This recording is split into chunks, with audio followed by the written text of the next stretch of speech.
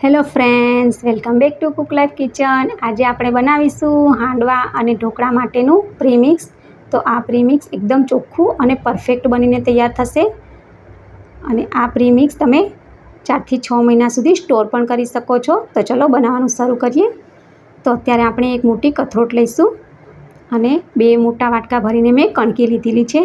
તો જે ચોખા આપણે ચાળીએ અને તેમાંથી જે ઝીણી ઝીણી નીકળે છે તે જ કણકી લીધેલી છે. તમારી પાસે કણકી ના હોય તો તમે ચોખા પણ લઈ શકો છો. તો 2 મોટા વાટકા મેં કણકી લીધેલી છે. તો તેની સામે એક નાનો વાટકો ભરીને હું ચણાની દાળ લઉં છું અને એ જ વાટકો અડધો ભરીને તુવેરની દાળ લઉં છું. તો જે તેલવાળી તુવેરની દાળ આવે છે તે જ લઉં છું અને અડધાથી પણ ઓછી અડદની દાળ લઉં છું. તો તમારે આ માપનું ખૂબ જ ધ્યાન રાખવાનું છે કે 2 વાટકા ભરીને આપણે ચોખા લઈએ તો તેની સામે 1 વાટકો ચણાની દાળ, અડધો વાટકો તુવેરની દાળ અને અડધા કરતાં પણ ઓછો વાટકો અડદની દાળ લેવાની છે. તો આપણે બધું મિક્સ કરી લેવાનું. હવે અત્યારે હું આવી રીતે 2 તપેલીમાં પાણી લીધેલું છે. નોર્મલ જે પાણી હોય તે જ લીધેલું છે, કોઈ જ ગરમ પાણી નથી લીધેલું. અને આવી રીતે આપણે બધા જ દાળ ચોખાને ધોઈ લેવાના છે. તો આવી રીતે હું 3 વખત ધોઈ લઈશ. તો જ્યારે આપણે બહાર હોલસેલમાંથી આવી રીતે દાળ ચોખા લાવીએ તો તે લોકો આને સાચવવા માટે આમાં કીટાણું કે કંઈ પણ જીવડા ના પડે તેના માટે એ લોકો આમાં પાવડર કે કેમિકલ નાખતા હોય. તો આપણે આવી રીતે ધોવાથી દાળ અને ચોખા એકદમ ચોખ્ખા થઈ જાય છે. તો તમે જુઓ કે આવી રીતે હું દાળ ચોખાને જે ધોઉં છું તો તેમાંથી જુઓ કે આવી રીતનો ડોળ નીકળી રહ્યો છે અને આપણા દાળ અને ચોખાને હું એકદમ ક્લીન કરી રહી છું.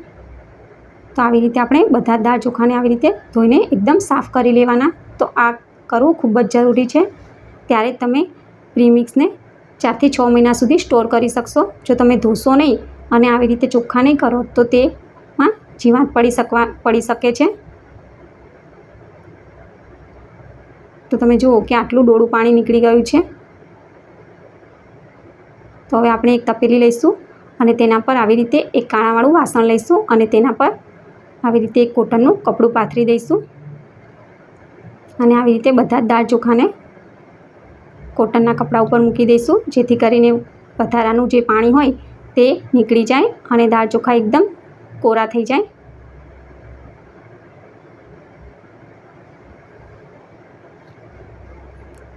તો હવે હું તમને બતાવું કે જો મેં બધા જ આવી રીતે દાળ ચોખાને કોટનના કપડા ઉપર કાઢી લીધા છે અને આટલું ગંદુ પાણી પણ નીકળેલું છે.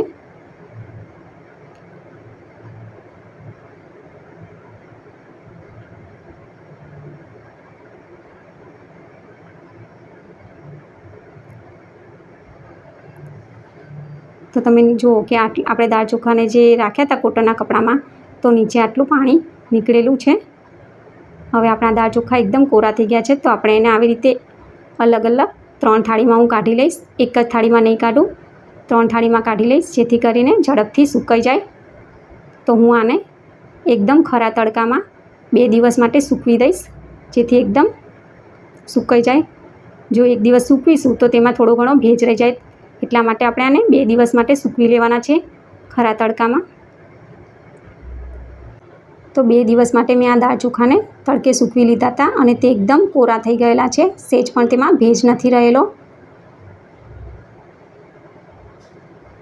તો હવે આપણે આ દાળ ચોખાને દળી લઈશું. તો જો તમારી પાસે ઘંટી હોય તો તમે ઘંટીમાં દળી શકો છો, પણ બધા પાસે ના હોય તો એના માટે હું તમને મિક્સરમાં પણ દળીને બતાવું છું અત્યારે. તો આવી રીતે થોડું થોડું મિક્સરમાં દાળ ચોખાને ઉમેરવાના અને દળી લેવાના. તો જુઓ આવી રીતનું પ્રીમિક્સ અત્યારે બન્યું છે. હવે આપણે આવી રીતે એક કથરોટમાં આવી જે આપણે રોટલીનો લોટ જે ચાળીએ તે જ ઘઉંની ચાળણી લીધેલી છે અને તેમાં હું આ પ્રીમિક્સને નાખું છું અને આવી રીતે ચાળી લઈશ. તો ચાળીએ છીએ ત્યારે આટલું કરકરો નીકળ્યું છે તેને આપણે ફરીથી મિક્સર જારમાં ઉમેરી દઈશું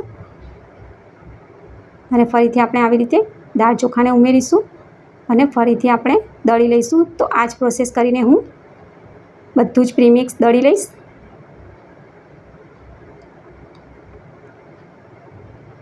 તો તમે જુઓ કે આપણું પ્રીમિક્સ દળીને કમ્પ્લીટ થઈ ગયું છે અને એકદમ પરફેક્ટ બનેલું છે.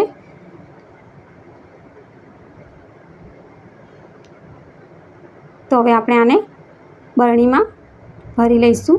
તો અત્યારે મેં 2 કિલોની બરણી લીધેલી છે અને આ પ્રીમિક્સનું મેં વજન કર્યું છે તો 1 કિલો અને 900 ગ્રામ બનીને તૈયાર થયેલું છે. તો આ પ્રીમિક્સને તમે 4 થી 6 મહિના સુધી સ્ટોર કરી શકો છો. જો તમે દાળ ચોખાને ધોઈને એકદમ તડકામાં સૂકવ્યા હશે તો આ પ્રીમિક્સ એકદમ પરફેક્ટ બનશે. તેમાં સહેજ પણ ભેજ નહીં રહે અને તમે આને ઘણા ટાઈમ સુધી સ્ટોર કરી શકશો. તો આ પ્રીમિક્સમાંથી મેં હાંડવો પણ બનાવેલો છે, દૂધીનો હાંડવો. તો તેનો વિડીયો મેં મારી ચેનલમાં મૂકેલો છે, તમે જઈને જોઈ શકો છો. તો ફ્રેન્ડ્સ, ઇડલી, ઢોસા કે ઉત્તપાનું પ્રીમિક્સ કઈ રીતે બને છે તે તમારે જાણવું હોય તો મને કમેન્ટ બોક્સમાં જણાવજો. હું તેનો પણ વિડીયો બનાવીશ. અને આજનો વિડીયો જો તમને સારો લાગ્યો હોય તો વિડીયોને લાઇક કરજો, વધારેમાં વધારે શેર કરજો અને આવા જ નવા વિડીયો જોવા માટે મારી ચેનલને સબસ્ક્રાઈબ કરજો. Thank you for watching. ફરી મળીશું નવી રેસીપી, નવા વિડીયો સાથે. ત્યાં સુધી બાય બાય.